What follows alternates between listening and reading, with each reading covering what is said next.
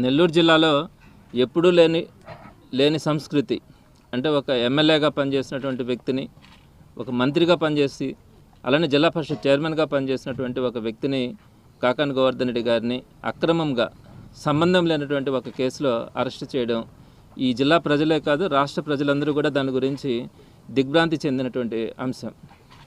అది మర్చిపోకముందే నల్లపరెడ్డి ప్రసన్న కుమార్ రెడ్డి గారి ఇంటి మీద జరిగినటువంటి దాడి అయితే అందరూ కూడా ఆశ్చర్యపోయినారు. ఒక్క నెల్లూరు జిల్లానే కాకుండా ప్రపంచంలో ఉండే తెలుగు వారందరూ కూడా ఏంటి సంస్కృతి ఏంటి, ఎప్పుడు కూడా ఆంధ్ర రాష్ట్రంలో ఇలాంటిది చూడాల, ప్రత్యేకంగా నెల్లూరు జిల్లాలో అయితే ఇలాంటిది ఎప్పుడూ కూడా లేదు.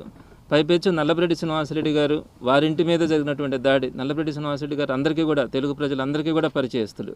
మరి వారింటి మీద జరిగినటువంటి దాడి అయితే ఇప్పటికీ మర్చిపోలేకపోతా ఉన్నాం. సో కళ్ళ ముందు అంతమంది వచ్చి 200 మందికి పైగా ఇంటి మీద దాడి చేసిన సంఘటన అయితే మరి భయభ్రాంతులకు గురి చేసింది ఈ జిల్లా ప్రజలందరినీ కూడా. మరి ఇవన్నీ జరిగిన తర్వాత జగన్మోహన్ రెడ్డి గారు రేపు 31వ తారీఖున ఈ 2 కుటుంబాలని కూడా పరామర్శించే క్రమంలో నెల్లూరుకు రావడం కూడా జరుగుతూ ఉంది. అయితే గోవర్ధన్ రెడ్డి గారిని అరెస్ట్ చేసిన తర్వాత 3 సందర్భాల్లో జగన్మోహన్ రెడ్డి గారు రావాలనుకుంటున్నప్పుడు హెలిప్యాడ్కి సంబంధించి అనేకమైనటువంటి ఇబ్బందులకు గురి చేయడం కూడా అందరికీ తెలుసు. జూలై 3వ తారీఖున అయితే ఆయన నెల్లూరుకు రావాలని ప్రయత్నించినప్పుడు మేము మంచి ప్లేసెస్ని వాళ్ళకి పోలీస్ డిపార్ట్మెంట్కి కూడా ఆప్షన్స్కి ఇవ్వడం జరిగింది.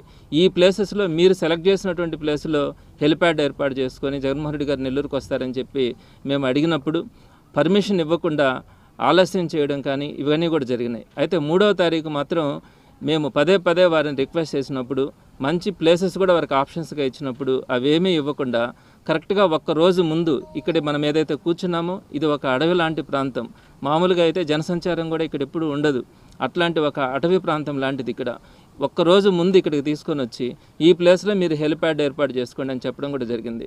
ఇటు చూస్తే హై టెన్షన్ వైర్స్ ఉంటాయి, 2 పక్కల చూస్తే జైలు ప్రాంతం, ఇక్కడికి రావాలంటే ఒకే ఒక్క మార్గం, చాలా సన్న ఇరుకైన మార్గం.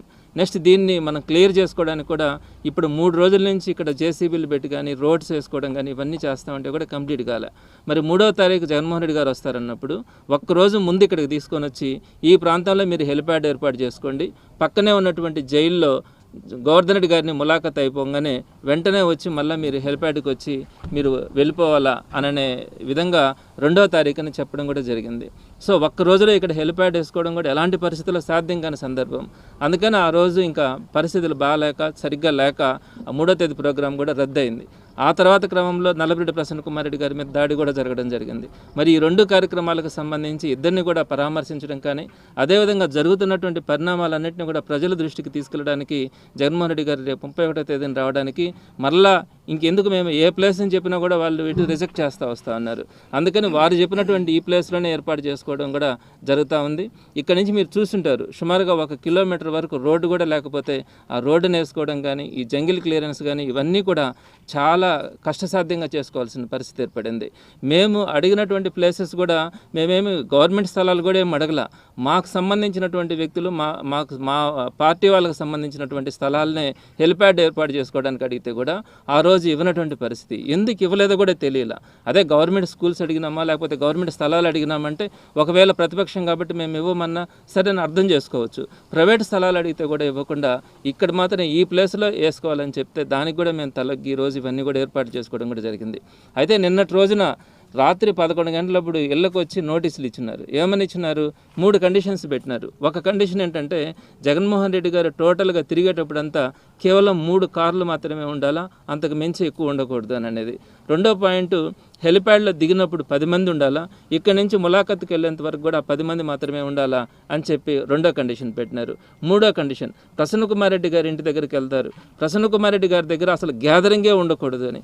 అక్కడ వాడినటువంటి పదాలు ఏంటంటే కనీసం ఒక్కరికి కూడా అక్కడ పర్మిషన్ ఇవ్వము తిరిగేదానికేనని. సో ఎక్కడికి పోతా ఉన్నాం అన్నది ఒకసారి అర్థం చేసుకోవాలా. కేవలం జగన్మోహన్ రెడ్డి గారు వస్తే ఒక 3 కార్లకు మాత్రమే పరిమితం చేయడం కానీ, అలానే ఇక్కడ కానీ అక్కడ కానీ 10 మంది మాత్రమే ఉండాలా, ప్రసన్న కుమార్ రెడ్డి గారి ఇంటి దగ్గర అయితే ఒక్క మనిషి కూడా ఉండడానికి లేదని చెప్తే అసలు ఇవన్నీ కూడా సాధ్యం కానటువంటి అంశాలు. దానికి పైపెచ్చు మరలా ఇంకోటి ఇచ్చినారు ఈరోజు.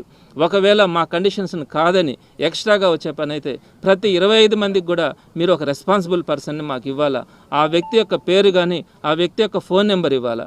అలానే మీరు వెహికల్స్ ఏదైతే 3 వెహికల్స్ వాడతారో ఆ 3 వెహికల్స్కి ఎక్కువై కనుక మీకు వెహికల్స్ వచ్చే పని అయితే ఆ వెహికల్ నెంబర్స్ కానీ డ్రైవర్ ఫోన్ నెంబర్ కానీ అదేవిధంగా డ్రైవర్కి సంబంధించినటువంటి డ్రైవింగ్ లైసెన్స్ కూడా ఇవ్వాలని చెప్పినారు.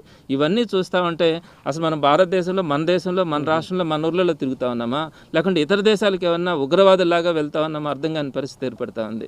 సో తప్పకుండా కూడా ప్రజలందరూ కూడా గమనిస్తూ ఉన్నారు. సో ఎందుకు ఈ విధమైనటువంటి ఆంక్షలు పెడతా ఉన్నారు, ఎందుకు ఈ విధంగా ప్రజలు కూడా చూడడానికి రాకుండా ఉన్నారు? వాళ్ళకి స్వేచ్ఛ లేదా? వాళ్ళ నాయకుడు వచ్చినప్పుడు ఆ నాయకుడిని చూడడానికి కూడా రావడానికి కూడా అర్హత లేకుండా ఈ రాష్ట్ర ప్రజలు కానీ ఈ జిల్లా ప్రజలు కానీ ఉంటా ఉన్నారా అంటే మీరు ఒకసారి అర్థం చేసుకోవాలి ఎటువంటి పరిస్థితుల్లో ఉన్నాం. ఇళ్ల మీదకి వచ్చి దాడులు చేస్తూ ఉన్నారు, కొడతా ఉన్నారు. రేపొద్దున ఇవన్నీ కూడా కనుక అందరూ ఉపేక్షిస్తే ఇళ్ళకు వచ్చి చంపిపోయే పరిస్థితి కూడా ఏర్పడుతుంది. అయినా కూడా ఒకటి చెప్తా ఉన్నాం, వైఎస్ఆర్సీపీ నాయకులు కానీ కార్యకర్తలు కానీ ఏ ఒక్కరు కూడా వీటి గురించి భయపడే పరిస్థితి కూడా లేదు. వాళ్ళు అనుకుంటూ ఉంటారేమో ప్రజల పక్షాన్ని ఈరోజు వైఎస్ఆర్సీపీ పోరాడుతూ ఉంది, ఏదైతే ఈ నాయకులను కానీ అరెస్ట్ చేస్తామో జగన్మోహన్ రెడ్డి గారు రావడాన్ని కూడా అడ్డుపడి ఆయన రావడాన్ని కూడా ఆపగలిగితే వీళ్ళు భయపడతారు, ఇళ్లలోనే కూర్చుంటారు వైఎస్ఆర్సీపీ పార్టీ కార్యకర్తల నాయకులు అంటే అది మీ అపోహను మాత్రమే తెలియజేస్తా ఉన్నాం. ఈరోజు ప్రజలు ఎందుకు విపరీతంగా వస్తూ ఉన్నారు, ఎందుకు ఇంత స్పందన ఉంది? మీరు మమ్మల్ని ఎప్పుడైతే కంట్రోల్ చేయాలనుకుంటున్నారో, మమ్మల్ని అణిచివేయాలనుకుంటా ఉన్నారో అక్కడి నుంచే ఎప్పుడు కూడా ఒక రెవల్యూషన్ అనేది పుడుతుంది. ఈరోజు ప్రజల్లో కానీ కార్యకర్తలు కానీ నాయకులు కానీ ప్రతి ఒక్కరు కూడా మీరు పెట్టే ఏ ఆంక్షలకు కూడా ఆలోచించే పరిస్థితి కూడా లేదు. అట్టని మేము ఎక్కడ కూడా మొబిలైజ్ చేయట్లా, ఎవరిని కూడా రమ్మని చెప్పడం కానీ బస్సులు పెట్టడం కానీ వెహికల్స్ కానీ ఎక్కడ కూడా అరేంజ్ చేయట్లా. స్వచ్ఛందంగా వాళ్ళు కనుక వాళ్ళ నాయకుడిని చూడడానికి రాగలిగితే మాత్రం తప్పకుండా దాన్ని ఆహ్వానించడం కూడా జరుగుతుంది. ఆ క్రమంలో కనుక మీరు ఏ విధంగా కేసులు పెడతామన్నా ఇబ్బందులు పెడతామన్నా కూడా నాయకుల మీద కార్యకర్తల మీద ఏ ఒక్కరు కూడా దీని గురించి ఆలోచించే పరిస్థితులు. మీరు ఒకసారి ఆలోచించుకోండి. ఇటువంటి పరిస్థితుల వల్లనే ఈ విప్లవం లాగా ప్రజల్లో కూడా వస్తూ ఉంది. ఇది మంచి పద్ధతి కాదని తెలియజేస్తూ ఉన్నాం. తప్పకుండా కూడా ఎల్లుండి ప్రోగ్రాంకి సంబంధించి ఇప్పటికే మమ్మల్ని ఎన్నిసార్లు పిలిచినా ఎన్ని నోటీసులు ఇచ్చినా వాటన్నిటికీ రిప్లై ఇస్తూ ఉన్నాం. గంటల తరబడి పిలిపించి మాట్లాడుతూ ఉంటే కూడా ఓపికగా కూర్చొని మాట్లాడుతూ ఉన్నాం. కానీ మేము ఎక్కడైనా తగ్గుతాం, కానీ మమ్మల్ని ఇబ్బంది పెట్టాలా, మా కార్యకర్తలు ప్రజల్ని ఇబ్బంది పెట్టాలనుకుంటే మాత్రం పార్టీ నాయకులు కార్యకర్తలు ఏ ఒక్కరు కూడా వినే పరిస్థితి ఉండదు. తప్పకుండా రేపటి కార్యక్రమాన్ని విజయవంతం చేయడానికి ప్రతి కార్యకర్త నాయకుడు కూడా సహకరిస్తారని కూడా తెలియజేస్తాను.